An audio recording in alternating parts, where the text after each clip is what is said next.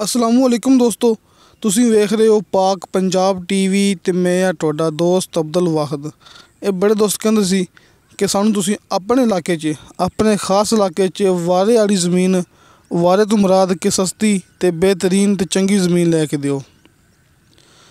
ते इस तो इलावा दोस्त ये भी गल करदे सी कि तुहाडी मूवी दे विच मुकम्मल जिहड़ी कि लोकेशन नहीं हुंदी। दोस्तों अज आपां तुहानूं भरावां नूं ये मेन रोड तो लैके ਜਿਹੜਾ मेन रोड तो लैके जिੱਥੋਂ अपना रकबा जाता है, आप रकबे तक ਤੁਹਾਨੂੰ मुकम्मल तफसील नाल दिखाण लगे तो मूवी भी अपनी इंशाअल्लाह छोटी होएगी। आप किसी भरा का टाइम ज़ाया भी नहीं करना तो मुकम्मल तफसील भी बतानी है। दोस्तों ये आरफल तो मेन रोड आ रहा है तो साहीवाल जा रहा है। आप इस टाइम खड़े हैं आरफाला तो साहीवाल दरम्यान च। दोस्तों इस साइड पर आरफाला शहर है, गड्डियाँ आ रही हैं, मोटरसाइकिल आ रहे हैं, बस जा रही है। इस साइड पर आरफाला शहर है। दोस्तों ये कारपेट रोड है, इस साइड ते अपनी ज़मीन है। यह साहीवाल इस साइड ते साहीवाल है। आप खड़े हैं आरफाला ते साहीवाल दे दरम्यान च। दोस्तों ये जा रहा है कारपेट रोड। ये वड्डा कारपेट रोड है जिथे आपां नूं हर चीज़ मिलेगी। मिसाल तौर पर इस रोड ते फैक्ट्रियाँ, रेस्टोरेंट, पेट्रोल पंप दस्तियाब ने। दोस्तों ये कारपेट रोड है, लिंक रोड नहीं है। ये मेन रोड तो कारपेट रोड निकल रहा है, जोड़ा कि साहीवाल मेन रोड तो निकलता पे है तो चीचा वतनी मेन रोड, चीचा वतनी बुरे वाला मेन रोड के नाल टच होंदा है। दोस्तों आप इस टाइम आ गए दरम्यान दे विच। ये वजदा 57 वाला चौक। ये सामने भरावां दिखा रहा रस्ता में भाई खड़ा होया है। आप इस साइड तो आए हैं। दोस्तों इस चौक के 4 चफेरे रस्ते ही रस्ते ने। ये बड़ी मशहूर जगह है 57 वाला चौक।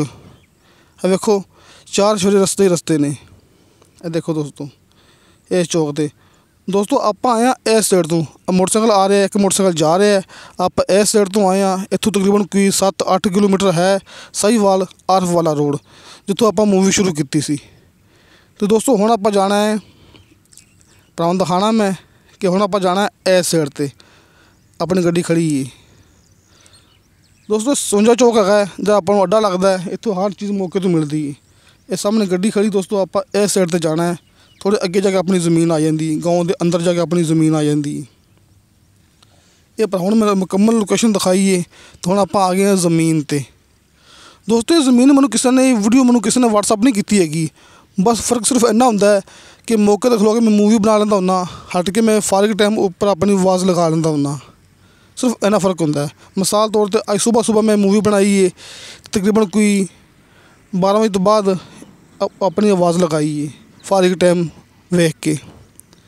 इस वास्ते कि गड्डी का कोई शोर ना आवे, आस पास का कोई शोर अपनी मूवी के अंदर ना आवे। इस वास्ते कोई चंगी जगह देख के फारिग टाइम देख के आप मूवी के उत्तर अपनी आवाज़ लगा लेंदे हुन्ने आ। तो खुद मौके पर जाके मैं ज़मीन की वीडियो बनाई है। एक गाँव है, एक गाँव के बिल्कुल नाल अपनी ज़मीन हैगी। सामने रस्ता है, गड्डी खड़ी, किकर खड़ा है। ये भाई आ रहा है अपना पट्ठे लेके आ रहा है। दोस्तों ये रस्ता आ रहा है अपनी ज़मीन नूं, जिहड़ा गाँव के अंदरों आ रहा है। दोस्तों मौके तक लिंक रोड आ रहा है गाँव तक, गाँव के अंदर आके रस्ता कच्चा हो जाता है।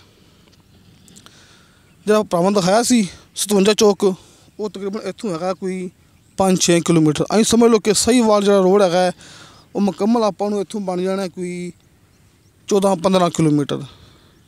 14-15 किलोमीटर आपां नूं इस जगह तो साहीवाल रोड बन जाना है जिथे आप इस टाइम ये रकबा है। तो कच्चा रस्ता सिर्फ गाँव तो बाद आता है। दोस्तों इस दरम्यान च खड़े आप, एक खाला जा रहा है। एक खाले के सज्जे हत्थ जो खाली प्लाट पिया है, मुकम्मल ज़मीन एक गाँव तक अपनी है। तो ट्यूबल अपनी ज़मीन के अंदर मौजूद है जोड़ा कि एंड पर आ जाता है। इत्थे अपनी ज़मीन खत्म हो जाती है।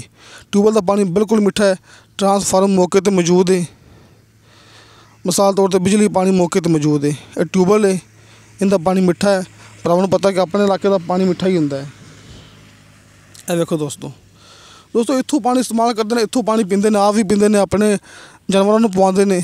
कि ज़ाहिर है कि पानी सही ना होंदा, पीने काबिल ना होंदा तो पानी अपने वास्ते ने इस्तेमाल नहीं करना सी। फसल नूं पानी यही लगता पे है तो साल का नहरी पानी भी है इस ज़मीन नूं। दोस्तों अगर आप गल करिए ठेके की, इत्थे ठेका चलता पे तकरीबन कोई 50,000 रुपया फी एकड़ के हिसाब नाल साल का। दोस्तों इस ज़मीन की डिमांड की मालिक ने 21 लाख रुपया। दोस्तों 21 लाख रुपया पर एकड़ डिमांड है। कमी पेशी प्यार मुहब्बत हो जाएगा दी आप करते होंगे बिल्कुल पूरी, जिन्नी अपन माल गल करे कि भावें अपन वध दस देवे उनकी मर्जी है, क्योंकि अपनी जी मूवी है वो मालक ने भी देखनी है कि मेरी जी ज़मीन है ये भाई ने किस तरह दिखाई है, इनके अंदर डिमांड कितनी की, ठेका कितना दसिया है। इस वास्ते आप जी गल दसी अपने मालक ने अपन वो ही करनी है। बाकी रेट की गल नहीं होंदी, कमी पेशी प्यार मुहब्बत जो मालक को पता होंदा है कि वाकई बंदा ज़मीन लवेगा उदों कमी पेशी हो जाती होंदी है। ये कपाह अपनी नहीं हैगी फसल दे विच, अपनी ज़मीन च नहीं हैगी। भरावां नूं जिस दिखा रहे हैं ये दिखा रहे झोना, ये झोना अपनी ज़मीन के अंदर आ जाता है। दोस्तों झोना अपनी जी ज़मीन हैगी 24 एकड़, ये 24 एकड़ के अंदर ये झोना आ जाता है। तो कपाह अपने नाल दे गवांढी देगी, कपाह इस मालक दी नहीं हैगी।